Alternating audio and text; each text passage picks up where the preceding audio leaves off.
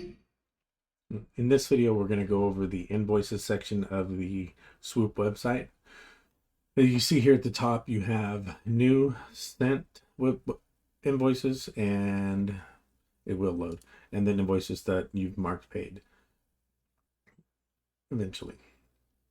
There we go. So you can go right here and you can look for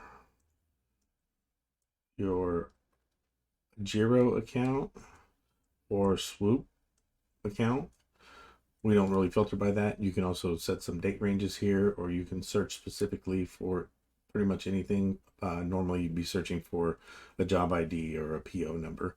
As you can see here, we do have a Giro invoice that is sitting in the new section, and it needs to be submitted on the Giro website. And if you can see the little orange triangle here, that lets you know that Giro invoices must be sent from the Giro support website. And we've got a video on that in here as well already. What you can do here is, say for instance, this was a Swoop invoice, you would say approve and then send. And then when you did, that would send the invoice over to Swoop, letting them know that that invoice is ready for payment. So when you open these up, you can kind of go through here. You can see the driver, you can see the location, you can see the invoice total, and you can also edit the invoice if you need to add an item to it. I would suggest not adding items to it unless it's something that you've already got an approval for over the phone and you have a approval name and approval extension number.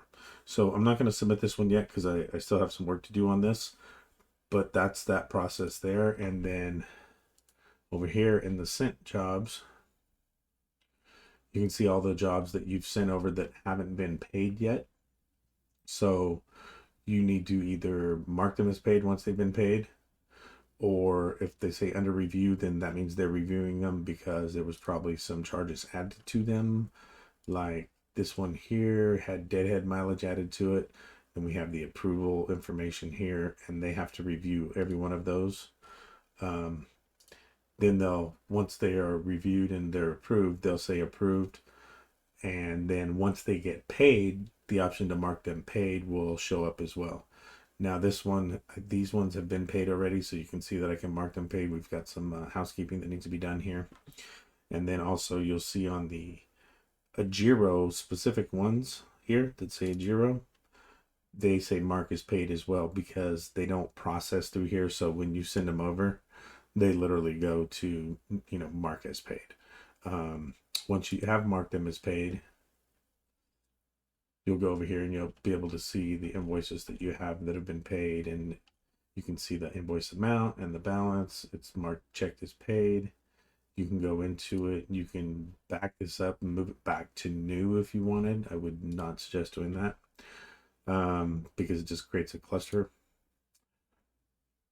Pretty much what you're using this for is you have new invoices that come in that need to be approved and sent to Swoop, or you have invoices here from Giro that you need to know that you need to go to their support website and submit it on that website.